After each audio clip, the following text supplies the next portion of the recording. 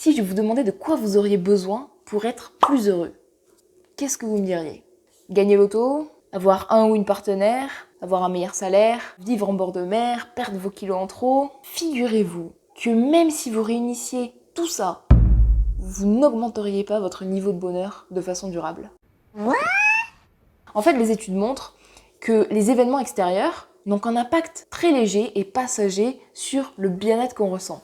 Les chercheurs parlent d'un impact d'à peine 10%. Comment cela se fait? On va prendre un exemple très simple. Quand vous sentez un parfum et que c'est une odeur agréable, au début vous la remarquez, ça vous fait plaisir, vous vous en réjouissez, ça dure quelques secondes. Parce que très vite, votre odorat s'habitue à cette nouvelle odeur et donc très rapidement, vous oubliez qu'elle est là parce que vous ne la percevez plus. Si vous gagnez au loto ou si vous vous mariez, il se passe la même chose. Votre niveau de bonheur va augmenter, mais au bout de quelques mois, vous allez vous habituer à ce nouveau mode de vie et en fait, votre niveau de bonheur va retourner à son état antérieur. C'est comme ça. La bonne nouvelle, c'est que ça se vérifie aussi après des événements négatifs du genre divorce, licenciement. Donc en gros, même après les accidents de la vie, vous êtes à peu près assuré de retrouver le niveau de bonheur que vous aviez avant. Ça fait plaisir.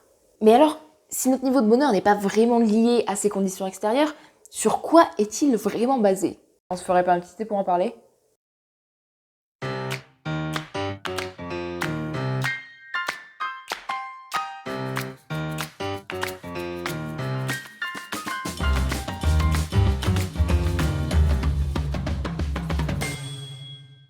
La première grande question, c'est est-ce que notre aptitude à être heureux peut provenir de la génétique? Pour essayer de le comprendre, les chercheurs se sont intéressés à des jumeaux monozygotes qui ont le même patrimoine génétique et ils se sont intéressés notamment à des jumeaux qui avaient été séparés à la naissance et qui donc avaient fait leur vie chacun de leur côté. Et ils ont essayé d'analyser leur niveau de bonheur. Ce qui est fou, c'est qu'ils se sont aperçus que dans la grande majorité des cas, des jumeaux, même s'ils avaient été élevés dans des contextes complètement différents, présentaient un même niveau de bonheur. On peut donc pas nier qu'il y a un aspect héréditaire dans cette aptitude à être heureux. On estime que jusqu'à 50% de notre niveau de bonheur peut être lié à des facteurs génétiques. Après tout, est-ce que cette conclusion est vraiment bizarre? Pas vraiment. Il y a des gens qui sont doués naturellement pour faire du sport, pour faire de la musique ou pour faire des mathématiques. Alors, finalement, pourquoi il n'y aurait pas des gens qui seraient plus disposés au bonheur que d'autres? Ouais, c'est pas faux. Alors pour rentrer un peu plus dans les détails biologiques, dans notre ADN, on a des gènes qui déterminent la création de ce qu'on appelle des neurotransmetteurs. Donc les neurotransmetteurs, c'est des substances chimiques qui permettent la connexion entre les neurones. Et dans le lot, il y a des neurotransmetteurs qui participent à la sensation de bien-être. Ça peut être la dopamine, la sérotonine, etc. Il y en a quelques-uns. Et selon l'allèle, c'est-à-dire la version du gène qu'on porte dans notre patrimoine, naturellement, on sécrète plus ou moins ces neurotransmetteurs positifs. Donc on est plus ou moins enclin à ressentir du bien-être. Alors c'est vrai qu'on est inégaux. Est-ce qu'il faut pour autant être fataliste et se résigner à penser qu'on ne peut pas influer sur notre niveau de bonheur? Et non. Et c'est là que l'épigénétique intervient. Il s'avère que seulement une toute petite partie de notre ADN contient notre patrimoine génétique. Les scientifiques sont longtemps restés convaincus que tout l'ADN restant ne servait à rien.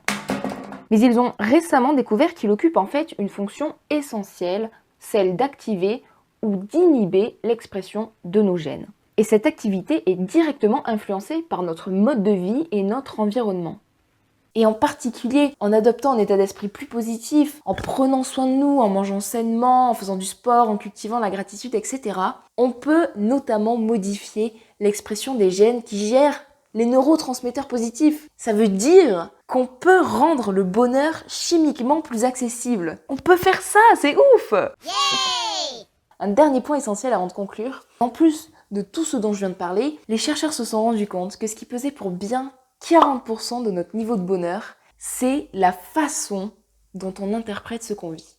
Alors, je vais pas vous refaire tout le speech sur le verre à moitié vide, à moitié plein. Moi, ce que je trouve génial à propos de ça, c'est qu'on peut vraiment agir sur notre façon de voir les choses. D'où l'intérêt de la psychologie positive, par exemple. D'ailleurs, si vous cherchez des petits conseils, des petits tips de psychologie positive, n'hésitez pas à vous abonner à ma chaîne.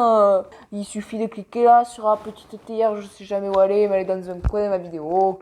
J'ai un talent pour faire l'accent du sud, moi. Qu'est-ce que vous en dites? Wow, wow.